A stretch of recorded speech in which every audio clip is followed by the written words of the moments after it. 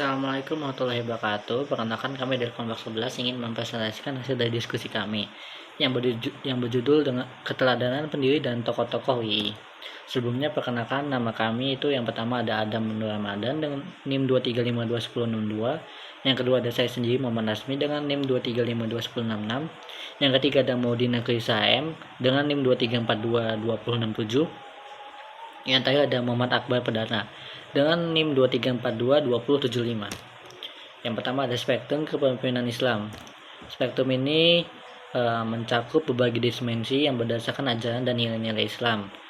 Secara umum, spektrum ini meliputi model kepemimpinan yang pertama, yaitu prinsip musyawarah, yaitu dengan cara konsultasi dan juga partisipasi. Yang kedua ada keadilan yaitu dengan cara pengelolaan yang adil dan kebijakan yang inklusif. Yang ketiga ada pelayanan kepada umat, yaitu dengan cara kepemimpinan pelayanan dan juga pengabdian. Selanjutnya ada pengembangan kepemimpinan, yaitu bisa dilakukan dengan dua subjek, yaitu mahasiswa dan dosen. Untuk mahasiswa itu ada program pelatihan dan juga organisasi mahasiswa.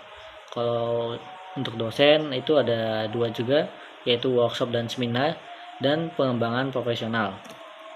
Selanjutnya sejarah pengembangan UI. UI didirikan pada 8 Juli 1945 di tengah suasana perjuangan kemerdekaan Indonesia. Universitas ini lahir dari keinginan kuat para pendiri yang merupakan tokoh-tokoh nasional dan ulama untuk mendirikan institusi pendidikan tinggi yang mengintegrasikan nilai-nilai keislaman dengan ilmu pengetahuan modern. Awalnya UI ini mempunyai nama Sekolah Tinggi Islam atau STI.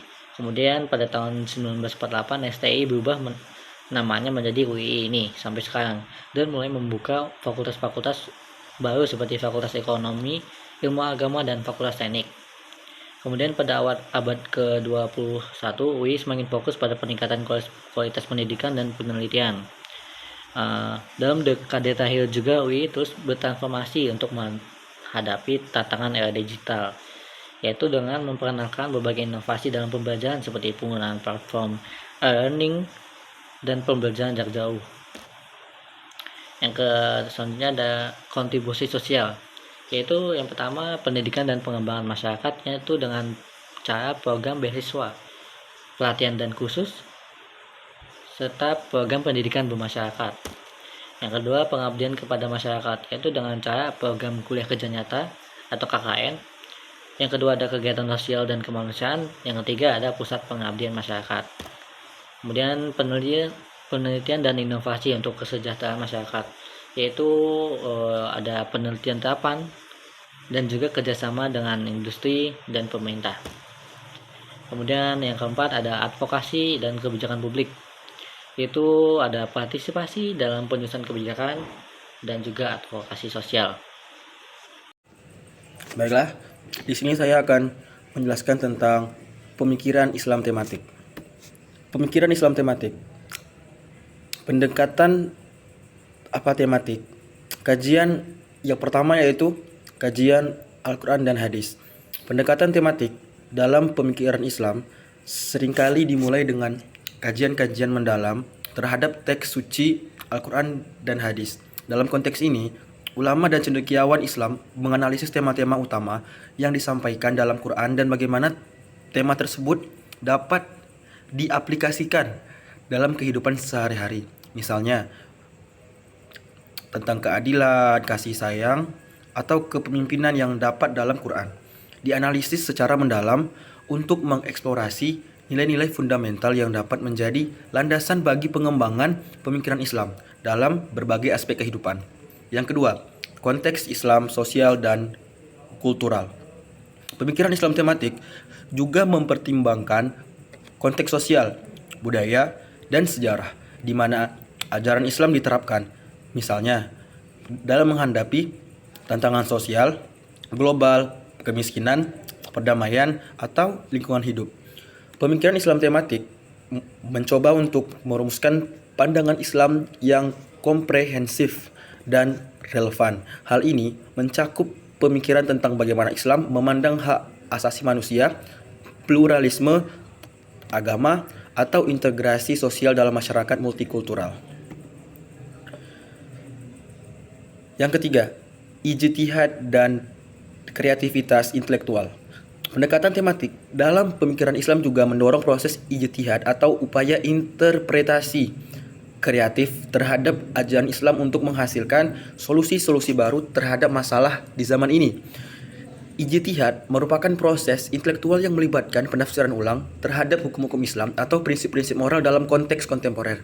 Contoh dari pendekatan ini termasuk penafsiran ulang terhadap konsep ekonomi Islam, etika bisnis, atau hubungan antar umat beragama Islam dalam masyarakat yang modern. Yang keempat, dialog antar agama dan multidisipliner. Pemikiran Islam tematik juga mendorong dialog antar agama dan pendekatan multidisipliner dalam memahami ajaran Islam. Ini mencakup kerjasama dengan ilmu pengetahuan sosial, humaniora, dan sains untuk menjawab tantangan-tantangan kompleks dalam kehidupan manusia. Misalnya, bagaimana Islam berkontribusi dalam memecahkan masalah global seperti perubahan iklim, kemiskinan global, dan perdamaian dunia. Yang kelima, relevansi dalam konteks kontemporer. Spektrum pemikiran Islam juga menekankan relevansi ajaran Islam dalam konteks kontemporer yang terus berubah. Ini melibatkan penafsiran ulang terhadap ajaran Islam untuk memecahkan masalah-masalah sosial, ekonomi, dan politik yang dihadapi oleh umat manusia saat ini. Misalnya, bagaimana nilai-nilai Islam seperti keadilan sosial atau keberlanjutan lingkungan dapat diterapkan dalam kebijakan publik atau praktik bisnis modern. B. Diskusi dan penelitian. Yang pertama yaitu penelitian akademik. Pemikiran Islam dalam penelitian akademik melibatkan studi-studi mendalam terhadap ajaran Islam dengan fokus pada tema atau isu tertentu. Contoh dari pendekatan ini ialah yang pertama, studi Quran dan hadis. Penelitian dalam bidang ini mencari pemahaman mendalam tentang pesan-pesan fundamental yang terkandung dalam Quran dan hadis. Penelitian ini seringkali membahas tema-tema seperti keadilan, kasih sayang, kepemimpinan, atau hubungan antar umat beragama. Yang kedua, studi filsafat dan etika Islam. Penelitian dalam bidang ini membahas konsep-konsep filsafat dan etika dalam Islam, seperti kebebasan, keadilan, hak asasi manusia, atau peran Islam atau peran moral individu dalam masyarakat. Dan yang ketiga, studi sejarah pemikiran Islam.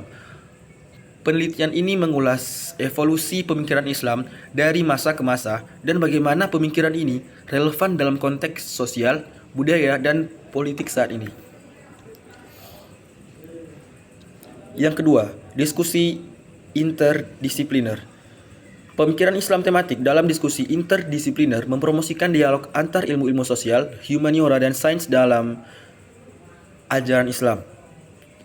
Contoh dari pendekatan ini termasuk yang pertama, ekonomi Islam. Diskusi tentang prinsip-prinsip ekonomi Islam dalam konteks globalisasi dan keuangan modern, serta bagaimana nilai-nilai ekonomi Islam seperti keadilan distributif dapat diterapkan dalam praktik ekonomi global. Yang kedua, ilmu pengetahuan dan teknologi. Diskusi tentang bagaimana Islam memandang ilmu pengetahuan dan teknologi serta bagaimana nilai-nilai Islam seperti etika dalam penelitian dan pengembangan teknologi dapat mengarah pada inovasi yang berkelanjutan dan bermanfaat bagi umat manusia. Yang ketiga, hukum Islam dan keadilan. Diskusi tentang bagaimana hukum Islam dapat memberikan kerangka kerja untuk sistem hukum yang adil dan inklusif, serta bagaimana nilai-nilai keadilan dalam Islam dapat diterjemahkan ke dalam praktik hukum modern. Yang ketiga, dialog antar agama dan perdamaian. Pemikiran Islam tematik dalam konteks dialog antar agama dan perdamaian membahas bagaimana Islam mempromosikan toleransi, penghargaan terhadap perbedaan, dan perdamaian di antara umat beragama. Contoh dari pendekatan ini ialah yang pertama, dialog agama. Diskusi tentang nilai-nilai universal dalam ajaran Islam yang mendukung dialog saling pengertian antar agama dan upaya kolaboratif untuk memecahkan masalah bersama seperti kemiskinan dan perubahan iklim. Yang kedua, keadilan sosial. Diskusi tentang bagaimana konsep-konsep seperti zakat, keadilan distributif dan perawatan terhadap orang miskin dan terpinggirkan dalam Islam dapat memainkan peran penting dalam membangun masyarakat yang adil dan berkelanjutan. Yang keempat, penerapan dalam kebijakan publik. Pemikiran Islam tematik dalam konteks penerapan dalam kebijakan publik membahas bagaimana nilai-nilai Islam dapat diimplementasikan dalam kebijakan dan praktik pemerintahan untuk meningkatkan kesejahteraan masyarakat. Contoh dari pendekatan ini termasuk yang pertama, pembangunan berkelanjutan, yaitu contoh dari pendekatan ini diskusi tentang bagaimana prinsip-prinsip Islam seperti keseimbangan ekologi, pengelolaan sumber daya alam yang berkelanjutan, dan keadilan sosial dapat membentuk kebijakan pembangunan yang berkelanjutan. Yang kedua, pendidikan dan pembangunan sosial. Diskusi tentang peran pendidikan dan pemberdayaan individu dan komunitas. Serta bagaimana nilai-nilai Islam seperti penekanan pada ilmu pengetahuan dan pengembangan pribadi dapat membentuk kebijakan pendidikan yang inklusif dan bermakna. Nah, di sini saya akan menyampaikan materi tentang pengenalan pendiri dan tokoh Islam universal. Yang pertama yaitu pengenalan pendiri UII. Sebagai mahasiswa UII, sungguh hal yang sangat diharuskan bagi kita untuk meneladani karakter yang dimiliki oleh pendiri serta tokoh Universitas Islam Indonesia. Berikut akan saya sebutkan siapa saja. Di antaranya yang pertama ialah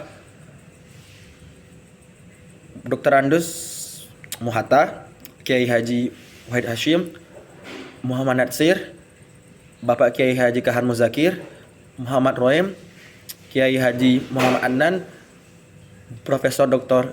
Sarjito, dan Haji GBPH Prabuningrat. Untuk penjelasan secara rinci mungkin dapat dibaca pada materi yang telah kami sediakan.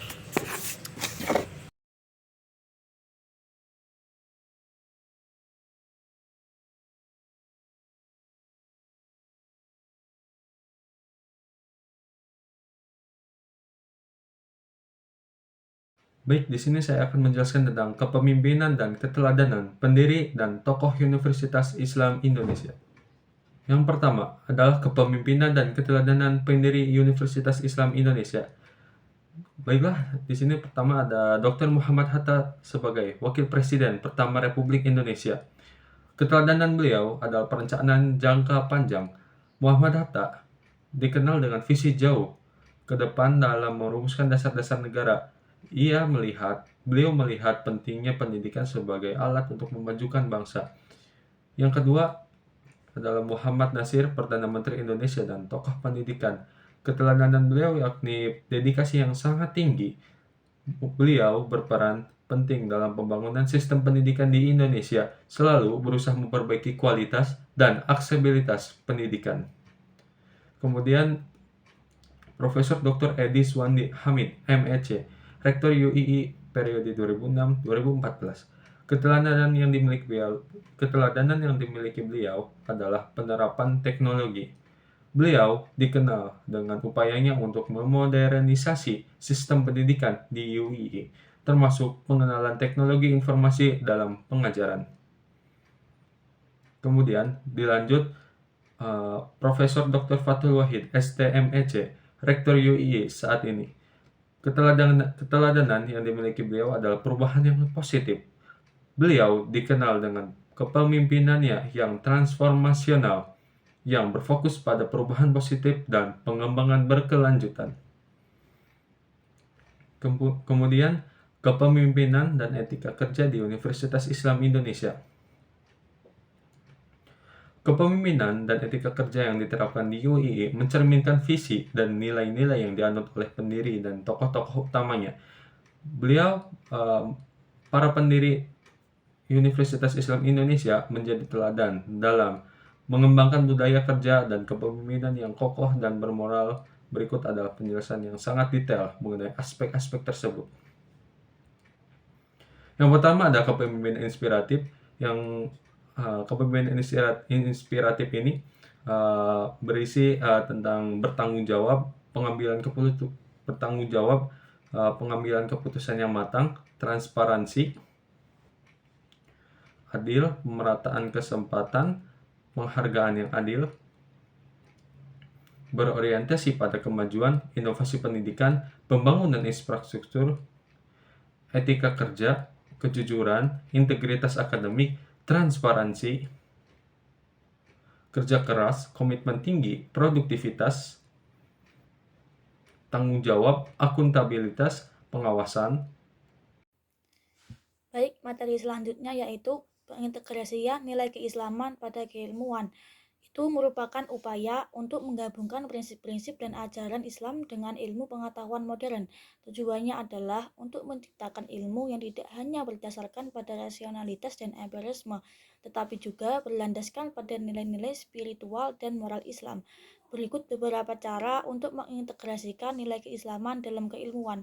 Dalam mata pelajaran keislaman, pengintegrasian mata pelajaran seperti tafsir, hadis, dan fikih dalam kurikulum umum bertujuan untuk memberikan pemahaman yang mendalam tentang ajaran Islam kepada mahasiswa.